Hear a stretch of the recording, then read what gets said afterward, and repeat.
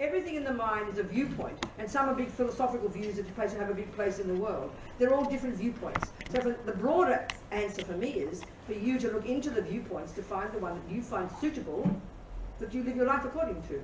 There are many similarities, aren't there? But they're different. Is that not enough for you? Yes. The answer? No.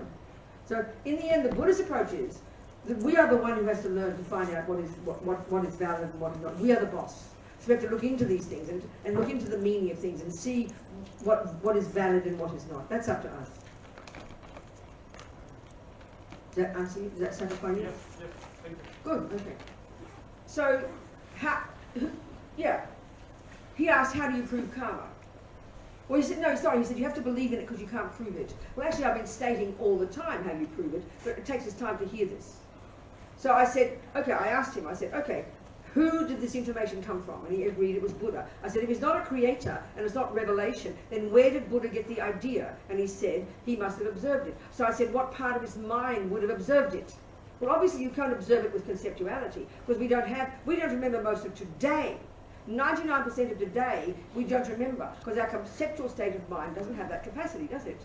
So clearly, as I've been describing, coming from these Indians from thousands of years ago, they created this, they cultivated this extraordinary skill that enables you to access subtler levels of your own mind. And those levels of consciousness, beyond the brain, beyond conceptuality, beyond sensory, they have the capacity, as I said, to see the past and see the future. So that's the view.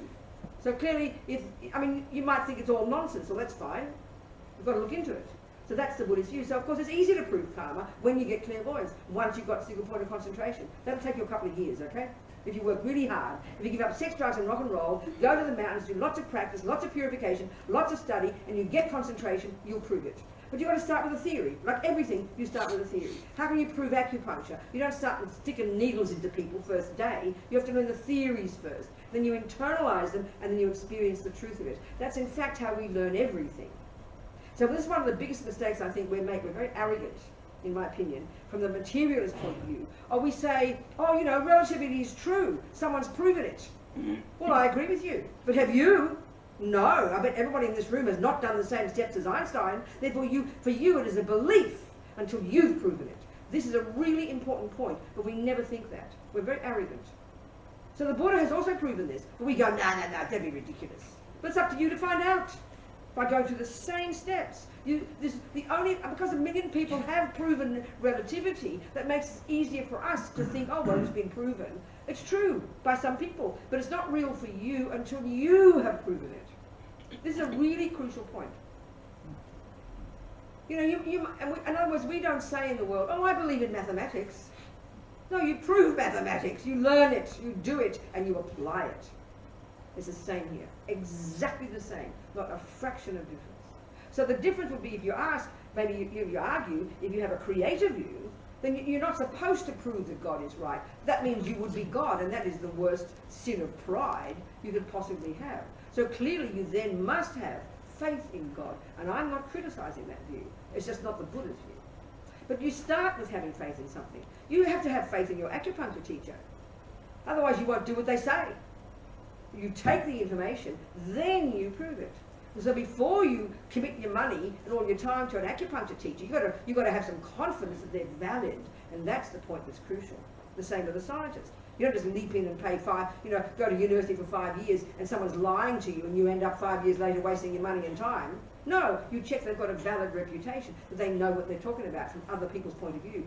Then you commit, and then you practice by internalizing it step by step. In reality, that's how we learn everything. Are we communicating here?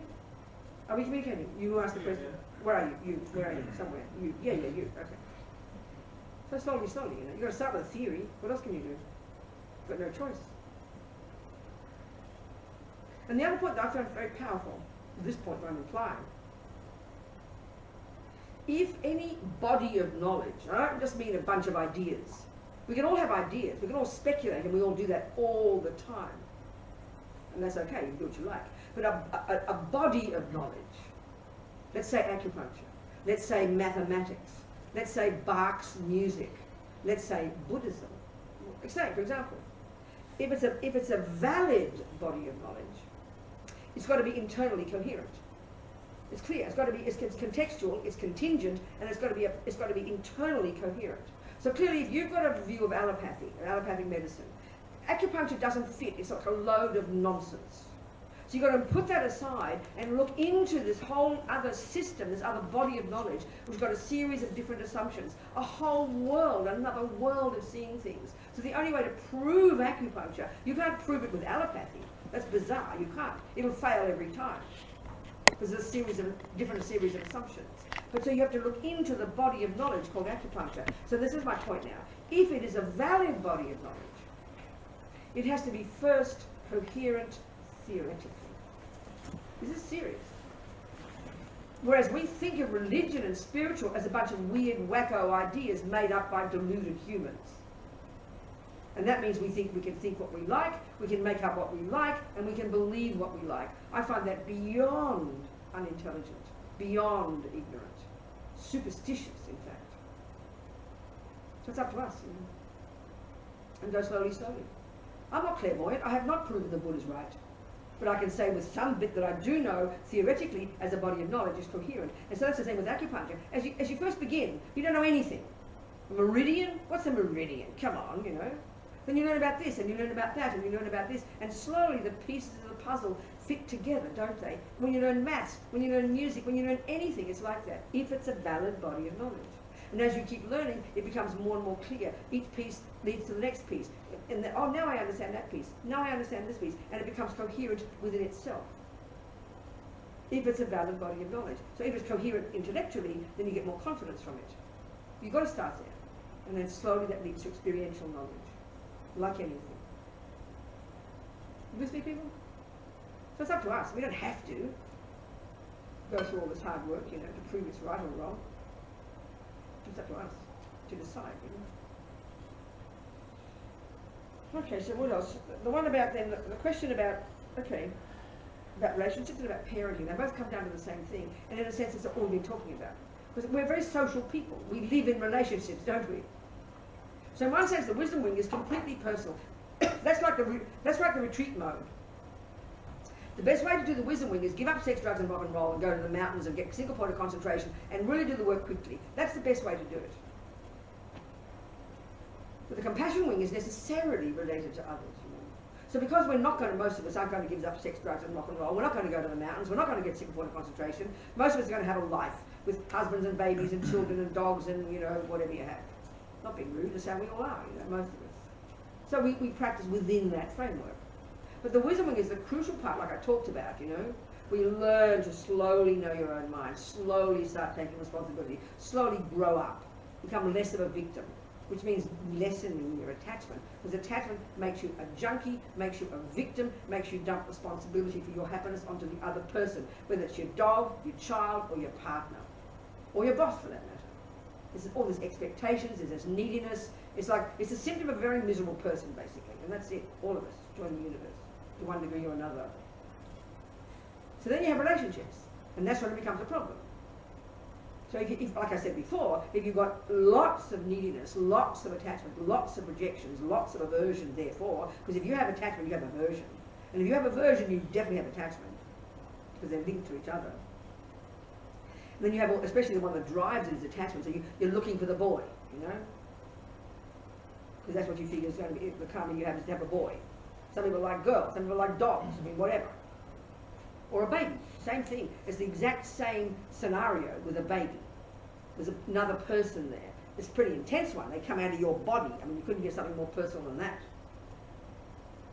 So in a relationship, there are two things going on. You've got the neuroses, the attachment, which is usually the one that drives it. Especially, let's say you choose a partner, like a relationship, a partner or something. And we call that sexual attachment.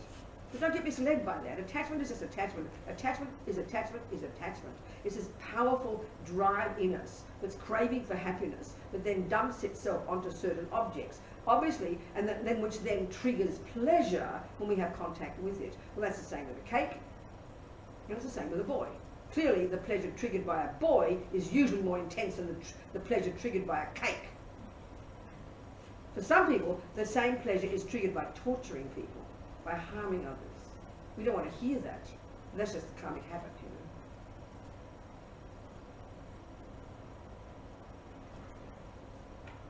So when the attachment is very strong, let's say to the partner, not just attachment to the sex, I don't mean that, not attachment to their body, but attachment to them doing what you want, attachment to them making you happy, attachment, the neediness and expectation that every second their job is to make you happy. That's a very fierce expectation that drives our partnership relationships, our love relationships, you know. There's this massive romantic kind of notion.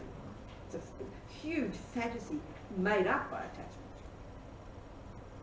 So then, you know, as long as the attachment keeps getting what it wants, then, you know, things will be okay. But if you don't have much love, compassion, kindness, forgiveness, patience, generosity, the valid states of mind, the ordinary virtues, if you don't have many of those, your relationship will be a nightmare. That's a fact. And if your attachment's very strong, then, you know, you'll, when the person ends up, because I mean, okay, any of these delusions, they're not sustainable because they're fantasies. So the bubble will have to burst. So the only way, when attachment is, you know, when attachment builds up, it's like the cake, you know. In the beginning, it looks divine.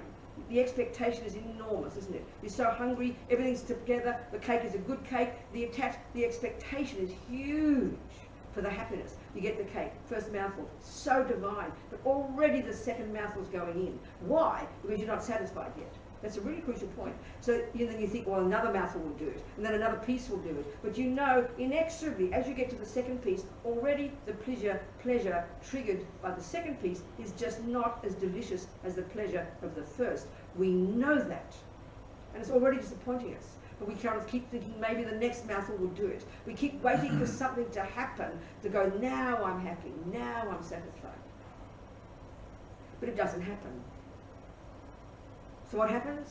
3 pieces later, 4 pieces later, slowly the cake begins to fade in front of your eyes. It's the same cake, it hasn't got very even cold yet. But already it's fading in your eyes, and it began looking divine. Now after 4 pieces it looks revolting. We know this is true, and we know if you ate it, you'd vomit. This is the way attachment works. It sounds very brutal, it sounds very unkind, it sounds very mean, you know. Because we all have it, and we all take it for granted, and we all just assume it's normal, we don't question it. And that's just a gross example. So attachment's not sustainable, because it's believing in the fantasy, and then always there will be disappointment when it doesn't get what it wants. Always. So the same with the boy. Sometimes some people's attachment lasts for 50 years.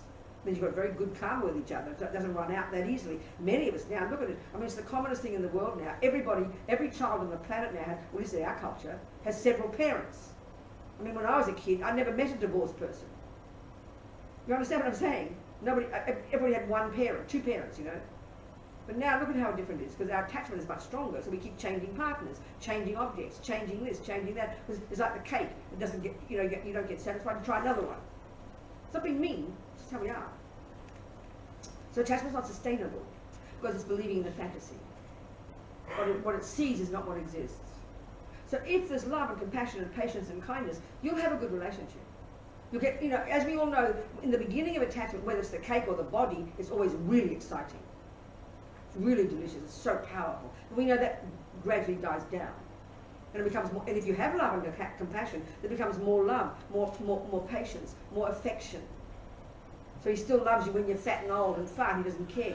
He has love for you, he loves you, he has affection for you, you know. The affection is what makes a relationship work. Kindness is what makes a relationship work. Patience, forgiveness, generosity, the valid, virtuous states of mind, they are what will make a relationship work. The others are a nightmare. That's why we kill each other. I always quote, there's 40% of all women on the planet who get murdered. You know who murders them, don't you? The bloke in the same bed. And this is not about women and men. This is about attachment and fantasies and victim mentalities and false expectations and then anger and fears and jealousy and rage and despair. That's what it's about. So we're overwhelmed by our own needs and are in the victim mode, then I'll have this massive expectation for the boy to make me happy. Naturally, he's a human being who's going to fart in the sheets and leave the toilet seat up and snore at night. and not be perfect. But if attachment sees a perfect person. A mother sees her baby as perfect. A mother can see her baby in a photo of 1,000 babies. It's shining light. There's my baby. That's attachment. Not criticizing. I mean, I'm happy my mother had attachment for me. She would have killed me otherwise. That's why mothers kill their babies, because some mothers don't have attachment for their baby. Therefore, you don't have love. This is very sobering.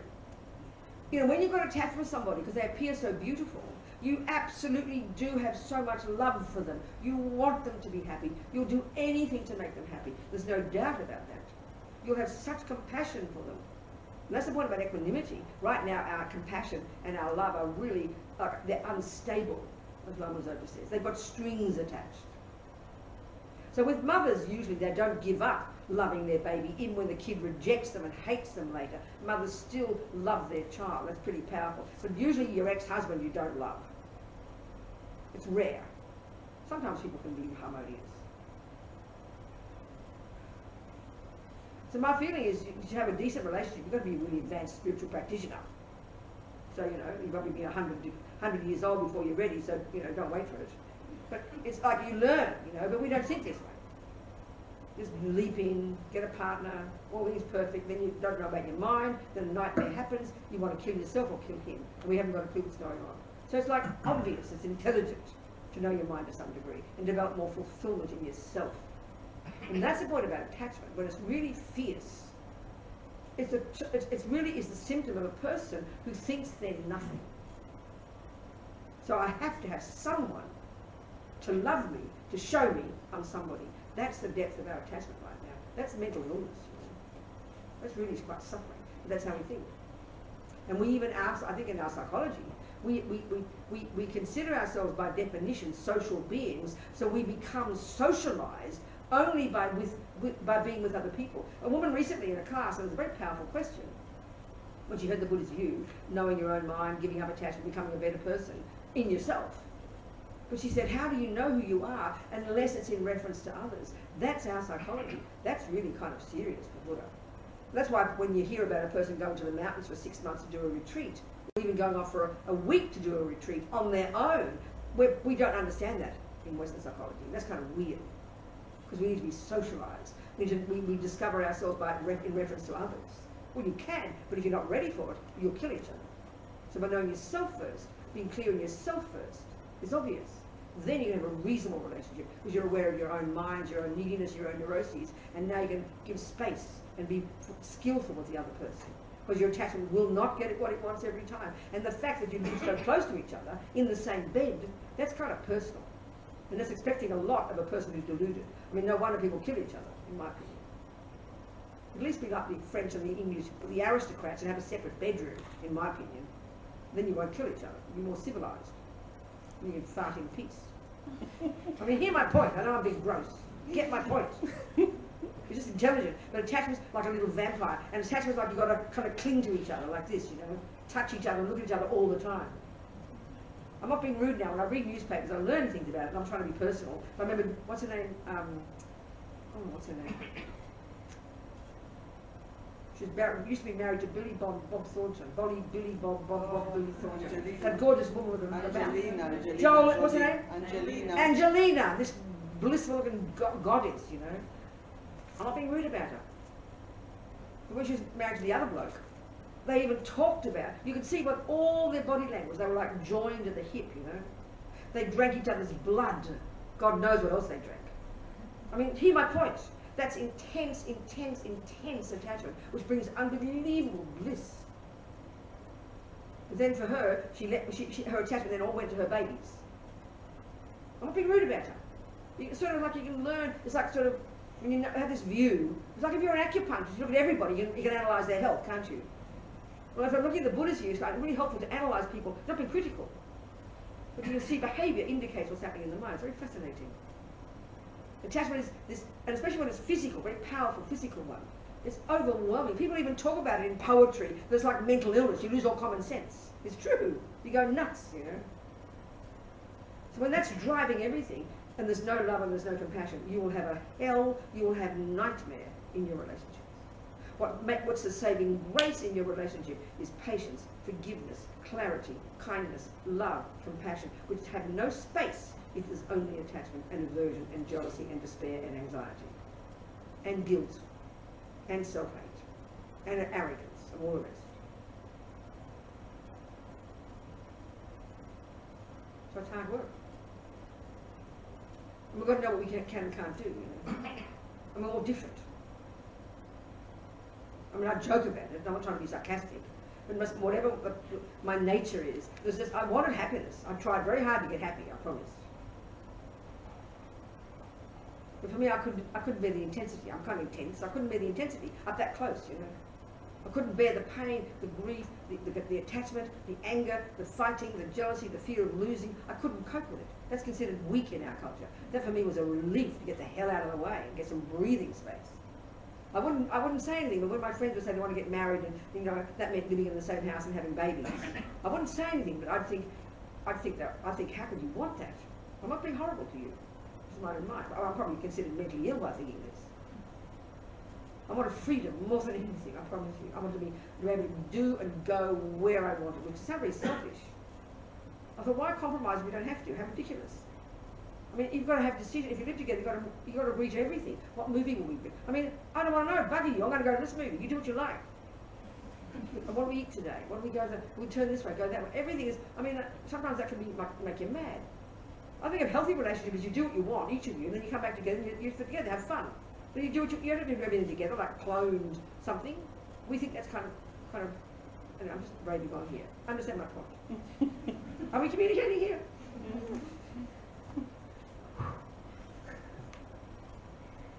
We're all different. And in the end, whether you've got 5 children and 6 husbands, or you're like me with a Buddhist nun who's celibate, the job's the same, I tell you. No different. Know your mind, give up attachment, give up neurosis, give up depression, give up anxiety, less this, less that. More kind, more wise. That's it, bottom line. Whatever your job is. And whatever your job you do, you'll do it better.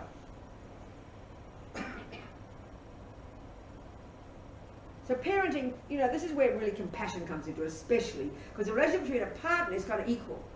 But a relationship of a mother to a child, that's not equal. You have a powerful responsibility to that person. It's very, very different. So in one way, let's say with my partner, it would be, you know, they want to watch this movie, I want to watch that movie. I'll let go, okay darling, we'll watch your movie. But if I'm a mother, no, not at all.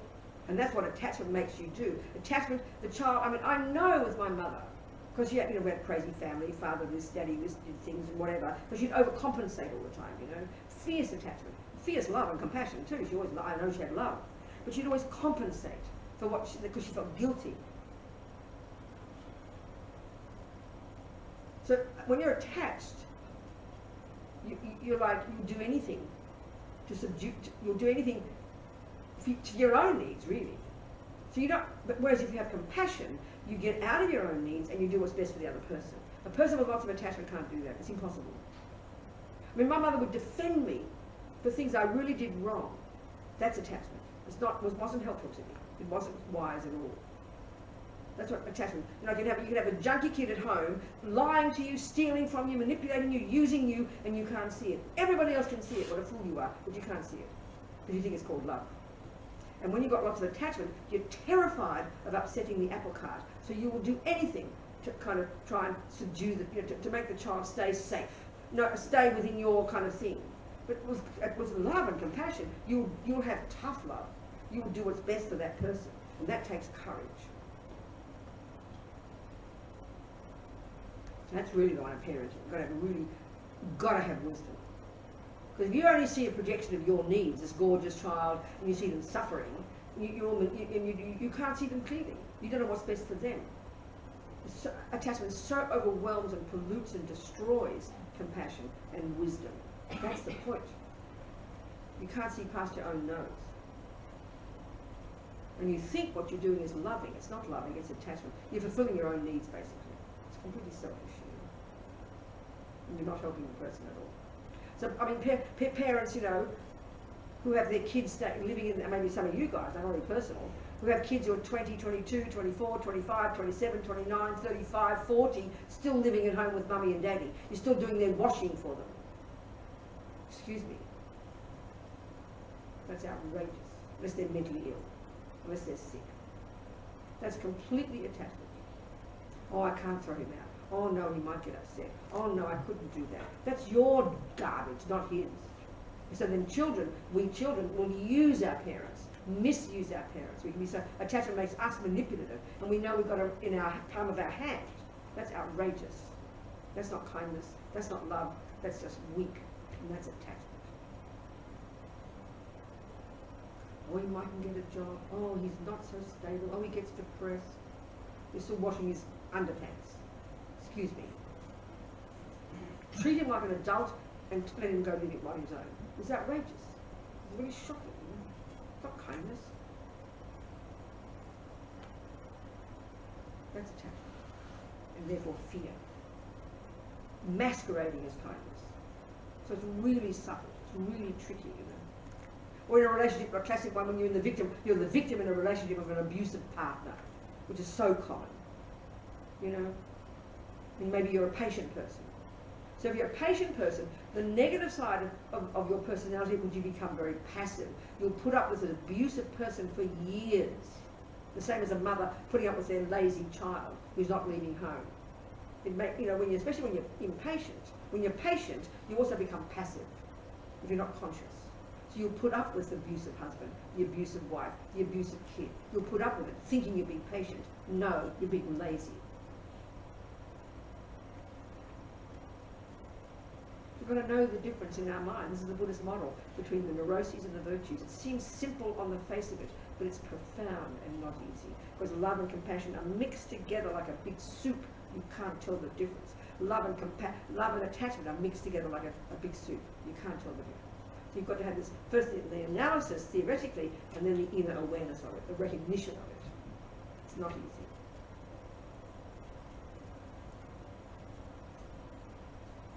And that's the thing. One person who asked me that question.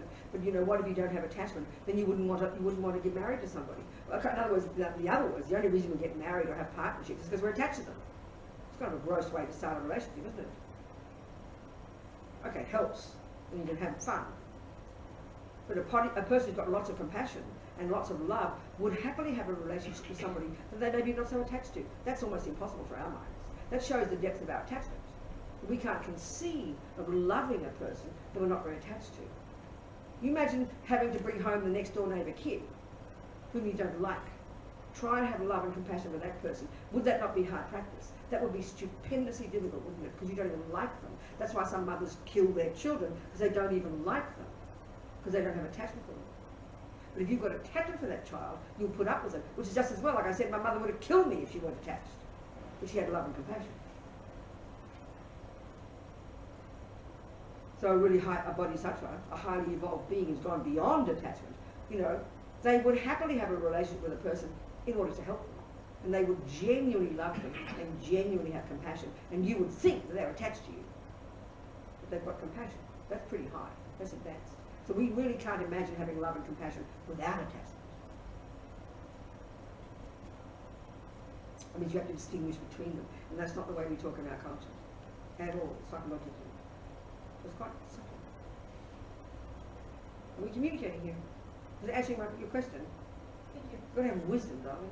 And genuinely, and that's where real compassion, when we get to the point beyond the wisdom wheel, when you really try to develop compassion, it's literally what's best for the other person. Literally what's best for the other person. And how can you know what's best for the other person if you can't see past your own attachment? Do you understand my point? It's like not possible. Because attachment wants to make it all lovely. Attachment doesn't want problems. Attachment will put up with something. Attachment will make the boy look more lovely than he really is, and everyone else can see he's stealing from you, but you can't see it. You're as blind as a bat. Or attachment will put up with things it shouldn't put up with, because it doesn't want to get upset. Do you see my point? And that's what's not good for the other person. That's why I say when I was my mother, I knew I could do anything I liked with my mother. But that used to infuriate me. Because in a sense, I wanted her to be a strong, disciplined person there that I could go up against. Do you understand my point? But she was always weak in the face of me. So I was I wanted her to be more of a guide. Do you understand what I'm saying? But she had too much attachment. And trying to compensate for the problems in the family. Do you understand what I'm saying? That's why I said, you know, my father was abusive in some ways. It doesn't matter, I'm not really, the details aren't the point. I trusted his wisdom more. He had more clarity. He had less attachment. He had more, and I trusted his wisdom somehow. Do you understand what I'm saying?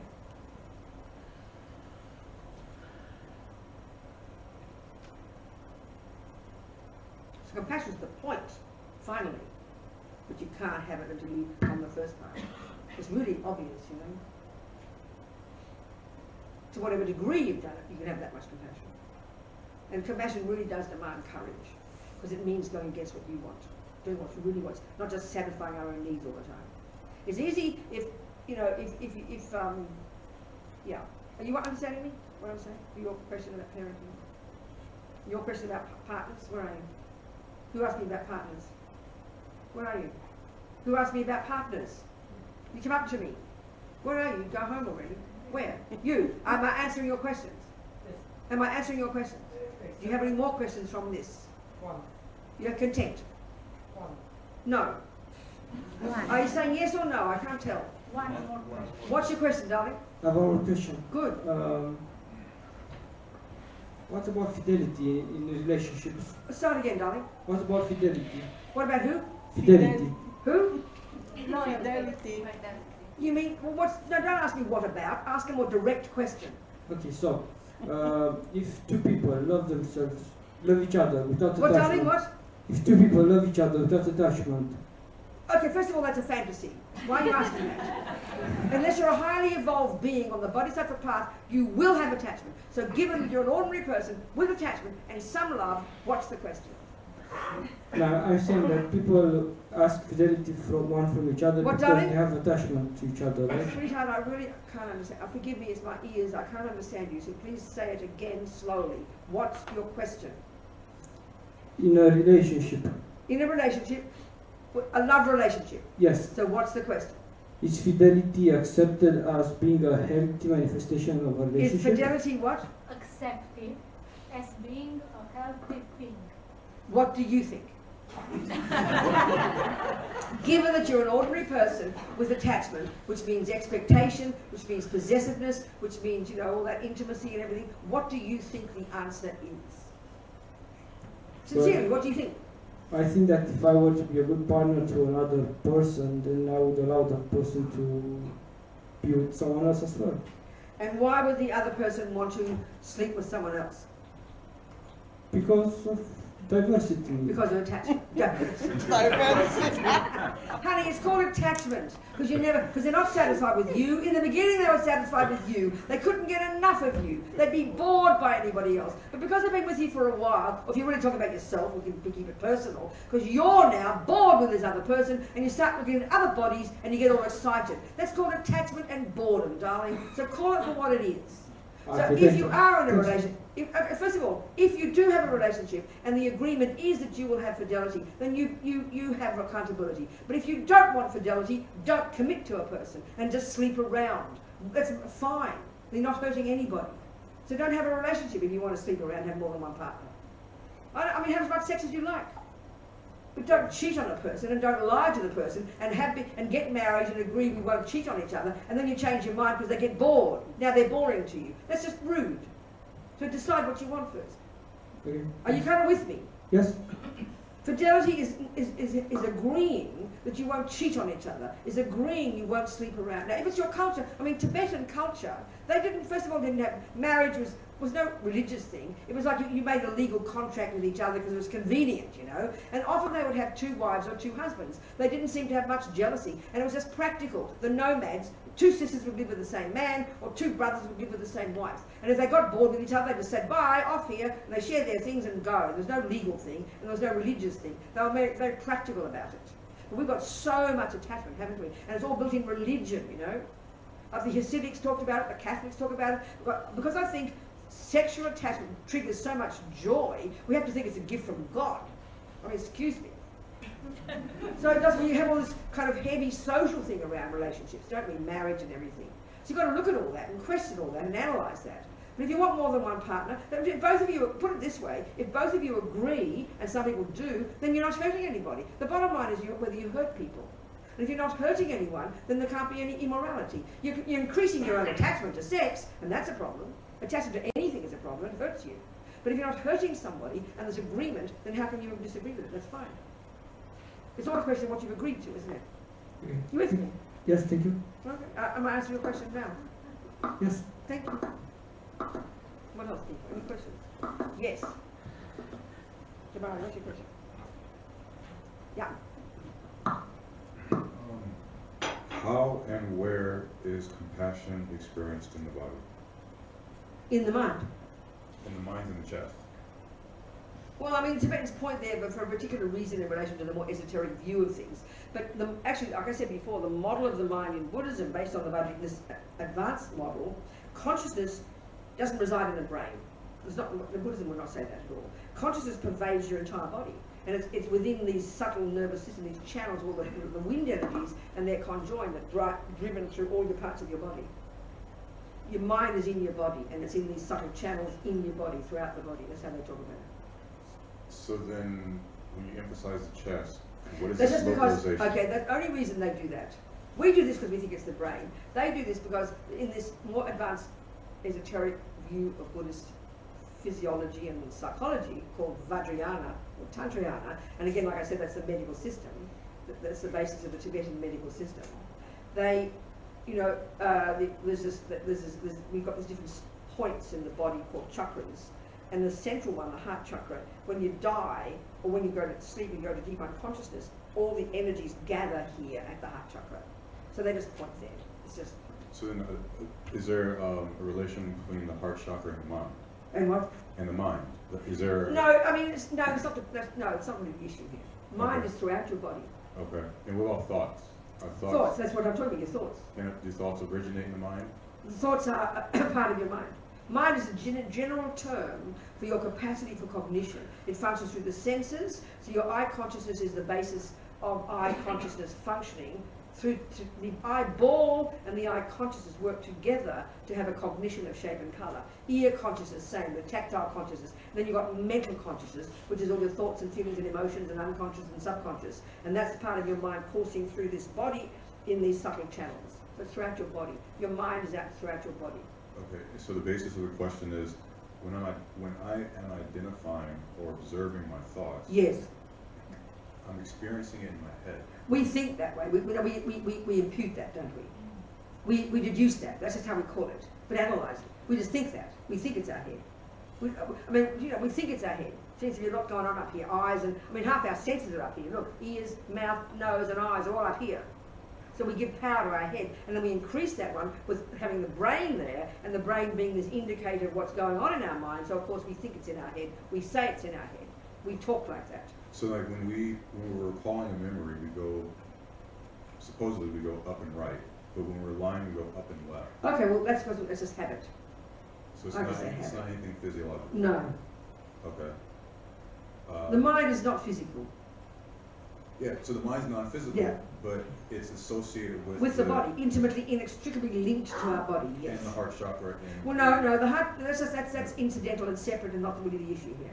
Okay. And the second question, does Buddhism have a concept of the shadow? Who? The shadow. Shadow? Shadow. This is Mr. Yuan's way of talking. Yeah. So what's he mean by it? But is there a What's corresponding? he mean by it? Tell me the Okay, so what he definition. means by it is that which we reject in ourselves that we don't see, but yet we project onto others.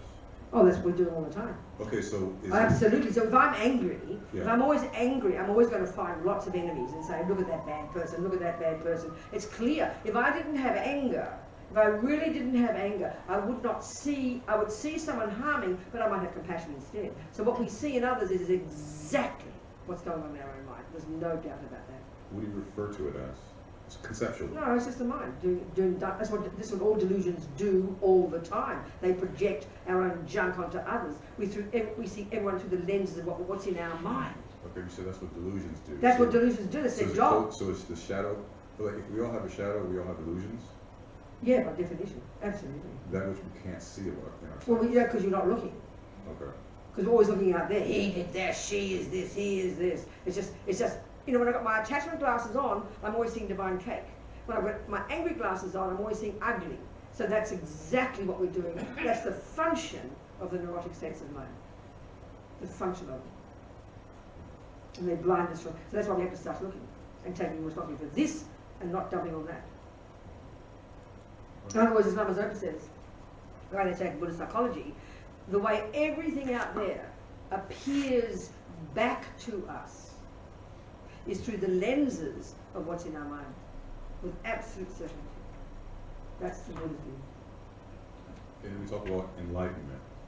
So That's the we word. have light again. So we have light within it as the root, right? So opposite of light is dark, or light and shadow. Well, whatever, yeah. So what are we shining into? Right? I don't know. I don't think of it that way. What are I we don't know. casting a light upon? I don't know if they use it that way. I've got no idea what the word in. I don't know what the word in Sanskrit is. I don't know what the Tibetan word is. Okay. But you could say that when you're overwhelmed by your own delusions, your own projections, a great term for Buddha. He doesn't use it, but that's a good term. Whatever's in here projects onto the outside. So then that's what then the big mistake we make is we see it. So then we are literally blind as bats. We're dark, thick. That's the function of ignorance. Ego grasping is this root primordial delusion that is driven by fear and panic and gives rise to all these other dramas. So the stronger they are, the more schizophrenic, the more insane we are, the more separate we are, the more we're living in a fantasy world. And then the darkness of despair, there's no question. So as you lessen delusions, as you grow your capacity for subtle mind through concentration, meditation, as you get you're literally expanding your consciousness and you're lightening up quite literally until eventually your consciousness, which is not physical anyway, when it's fully developed, Buddha, Sangye, not an atom of delusions left, not all of goodness perfected, and that's a long way to go.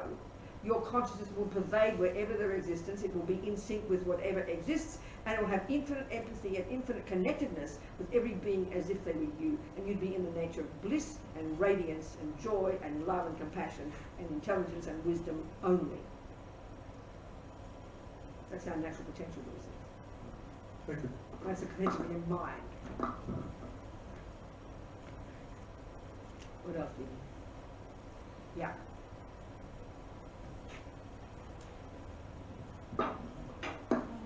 Why does the initial potential for delusion? Why does what potential? Why does the initial potential initial potential for delusions exist? I mean, in the whole of sentient beings. So you want your first cause? Yes.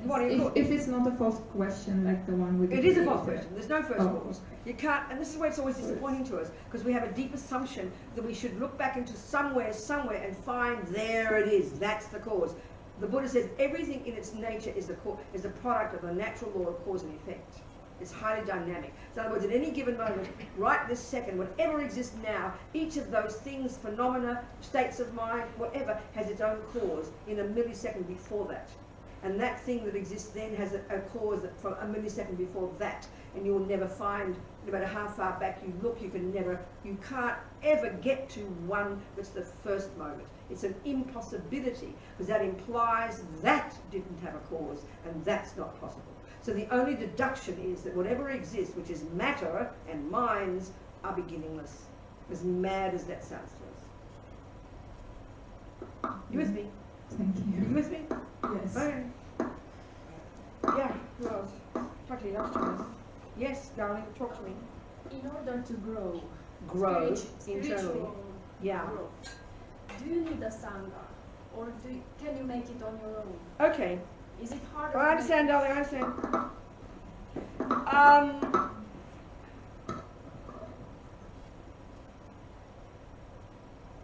If you're learning mathematics, do you need anybody else around you who does mathematics, or can you do it exactly on your own? Could you do that, do you think, possible? I need the knowledge. Darling, I need the books. no, speak into the mic. Speak into the mic. But do you accept that the benefit of having even one other person to discuss it with will really help you increase your knowledge? There you go, there's your answer. Right there. That's your answer. That's it, that's your answer. That's your answer. Yeah. Can you please give us some practical advices to develop compassion, please? That's all I've been doing all day. No, I'm not trying to be sarcastic, I understand. but every word I'm saying is advice. So if you can't hear it, I'm so sorry, I'm not saying it properly then. I mean about something like meditation or No, I refuse to reading. do that. No, because you've got a fantasy of meditation. That's a question that is not a valid question. Because you're thinking meditation is some secret special thing that you'll get compassion. Everything I've told you now is something that I'm talking in a casual way about a viewpoint in your mind. And if you understood that you can do that every second of the day, and you could also sit down with your eyes closed and think it through yourself internally, logically, that's meditation. Something secret. You've got to have concentration first. We did that yesterday, remember? Concentration meditation is the starting point. And then you can utilize that capacity for focusing in your daily life while you're meeting people, and of course when you sit with yourself. But what are you doing with your mind isn't spacing out. You're using all these thoughts I'm describing in a casual way. You'd be using these thoughts in your meditation. So how you do equanimity is exactly like I said. I use some logical reasonings to prove to ourselves how it's not logical to think that enemies, friends and strangers are all different. You use logical thinking. And that's what you do with your eyes closed, looking like this, or with your eyes open, working with people. And clearly you can do it more fiercely when you're looking like this. So you internalize these very thoughts. That's what meditation means. That's it.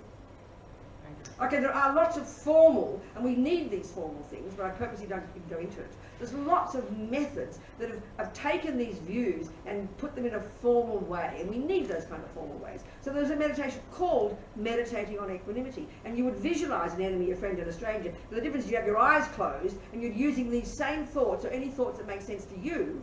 You'd use these thoughts while you're doing it, and you're arguing with yourself. You're using your wisdom to argue with ego's misconceptions. There are other meditations we can do, maybe I'll do one before we go, coming from the esoteric teachings, where we use visualization. Visualizing Buddha of compassion, for example. I'll do one of those before we finish. So there's those kinds of meditations that are very tasty and kind of make us feel very nice. But that is another method for familiarizing your mind. The key meaning of the word, the verb in Tibetan, the verb to meditate. It's very surprising to us. It's the verb to familiarize. So you're becoming familiar. So when you sit down and you study your mathematics, you listen to the class, and then you go home and you do your homework, don't you? You agree? So what you're doing is, would you agree that when you do your studying at home, you're familiarizing your mind with mathematics? Is that what you're doing?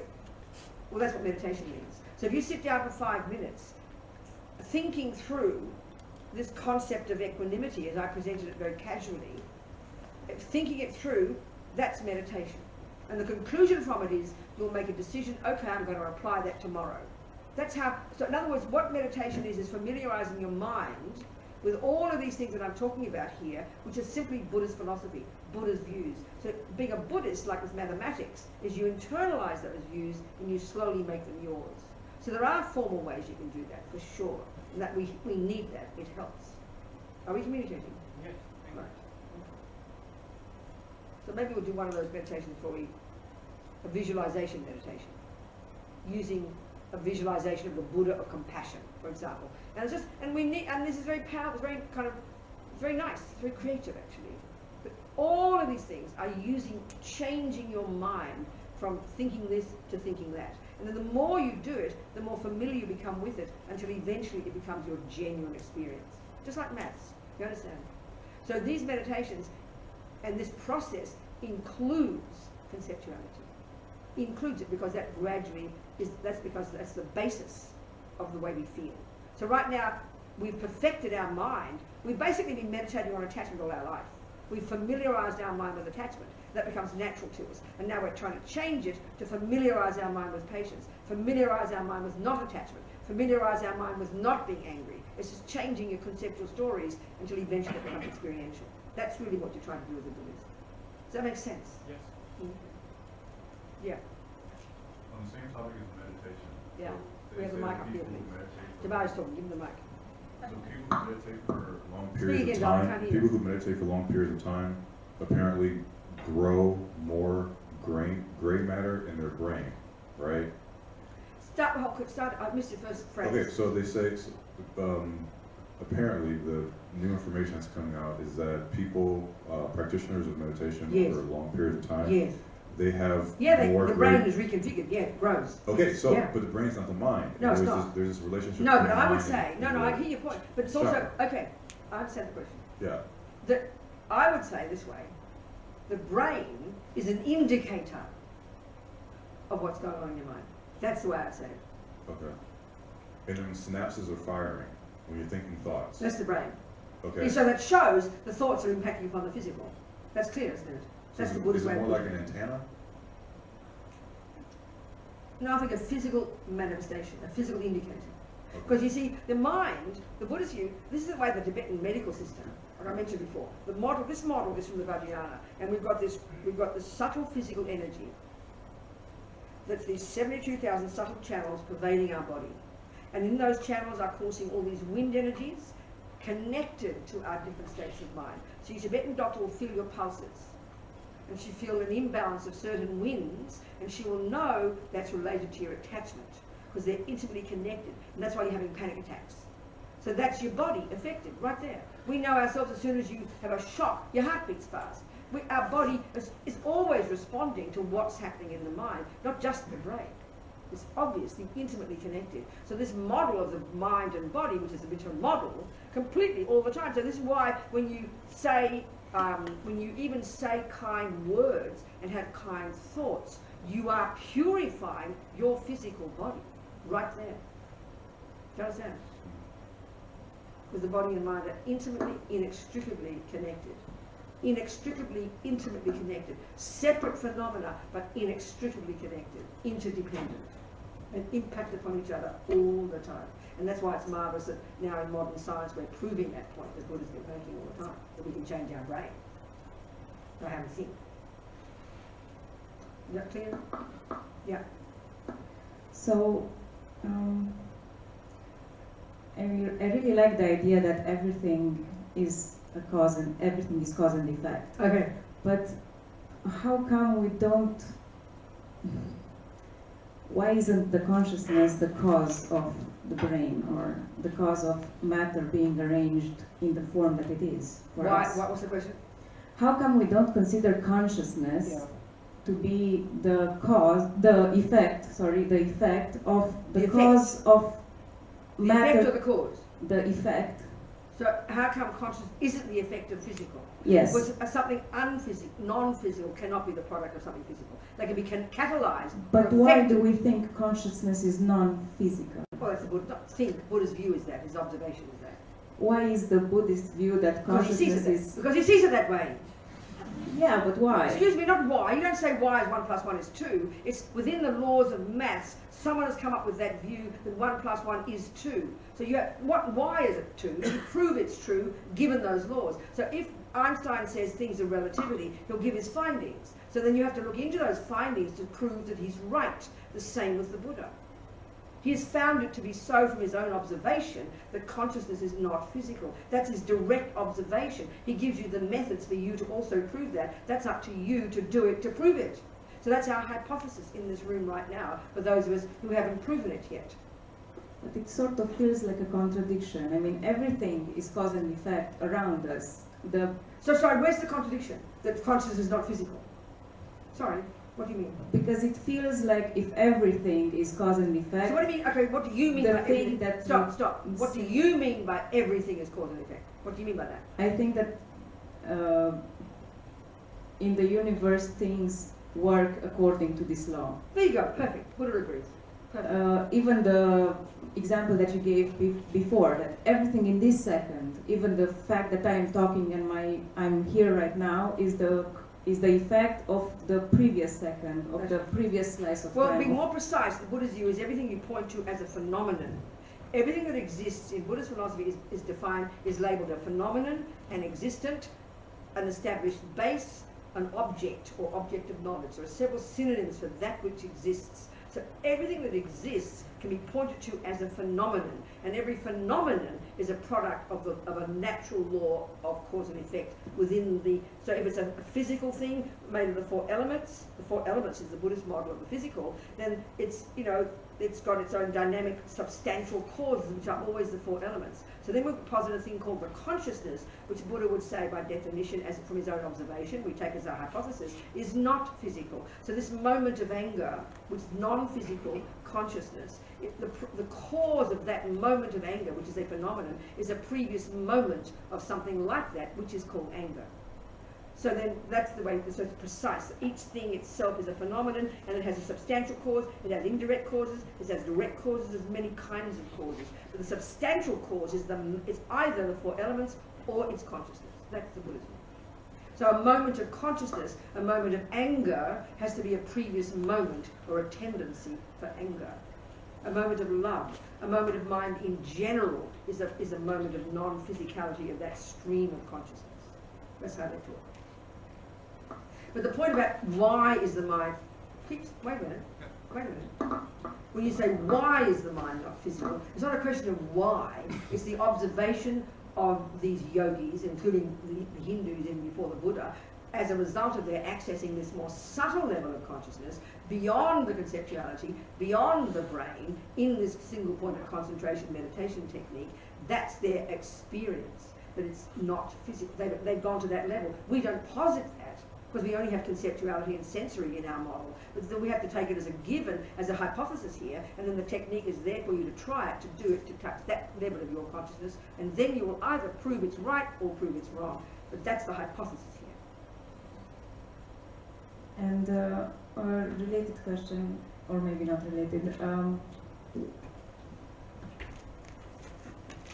which are sentient beings and which aren't? So plants are not sentient. A sentient being is a mind possessor. There are some sentient beings that we can see with our eyes, like each other, like an ant, like a dog. We can see that it's that an ant is a live ant or a dead ant because we can see it moving and not rotting. So we can deduce it has a consciousness. You can't see consciousness, it's not physical. But there are trillions upon trillions of sentient beings who are not visible to our eyes or to our senses. So they're also sentient beings, but we can't see them or taste them or touch them or smell them because they don't have gross physical energy.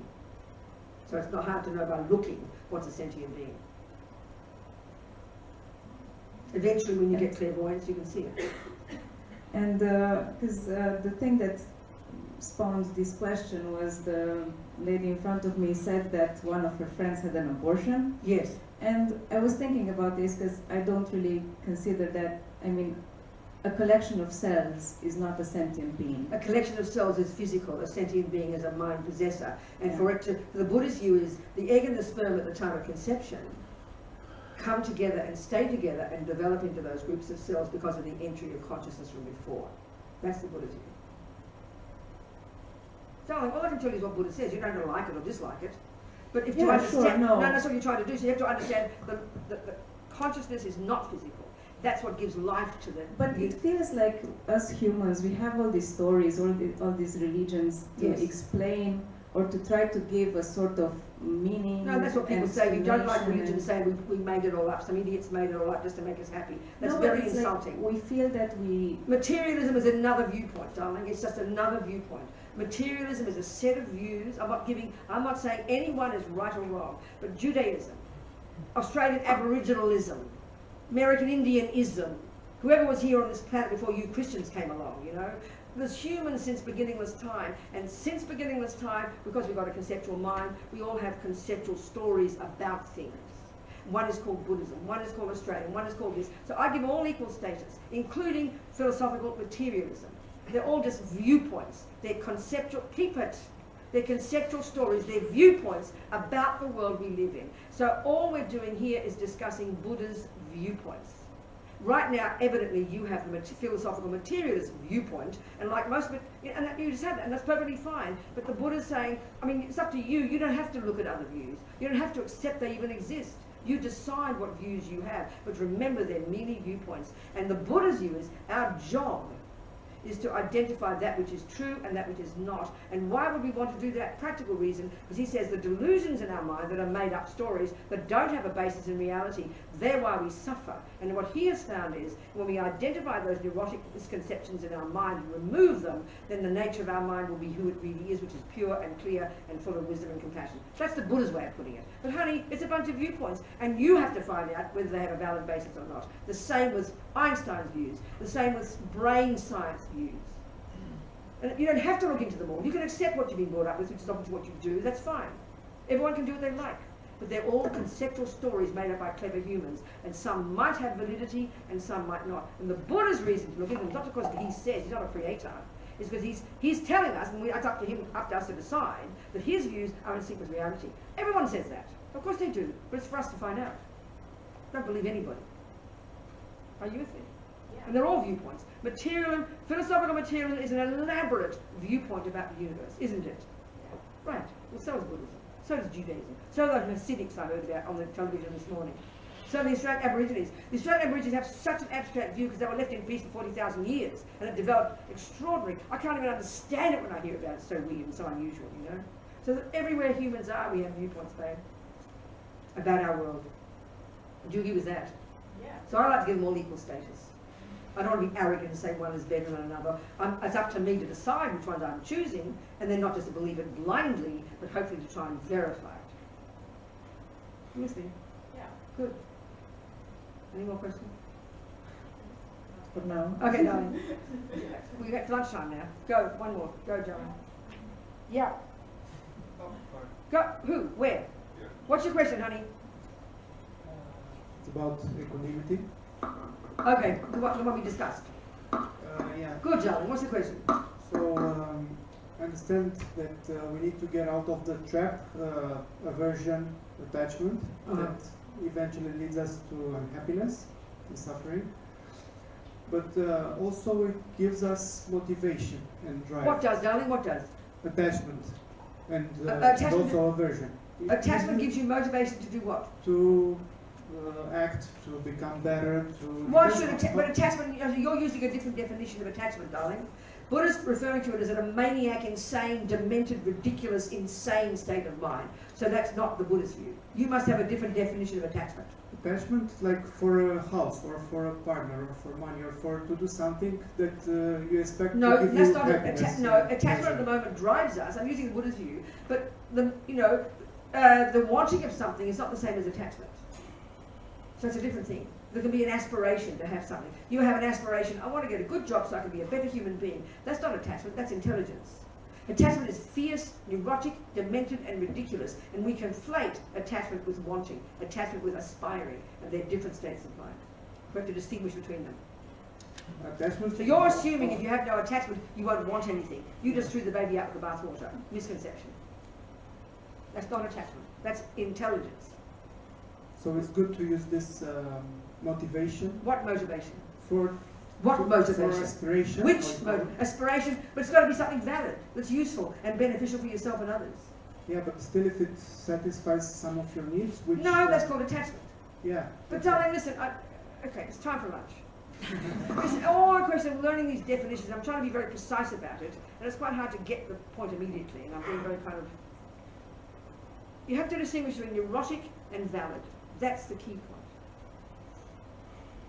And that's not how we think in our culture. So just keep listening is all I can tell you. Or not, as you wish. Let's have lunch, or something. So, I don't know, give it a go. How long? Yeah, 90 minutes, whatever it was. And if you're going to stick around and have lunch together, then I really do love you to have a chat about this stuff and analyse it, discuss it. If you're going to have lunch, sweetie pie, make it your topic to discuss with each other. Unpack it. You with me? Are you with me? Sweetie pie, are you with me? You're looking very sad. Are you feeling sad? Okay, I'll see you soon. Thank you, darlings.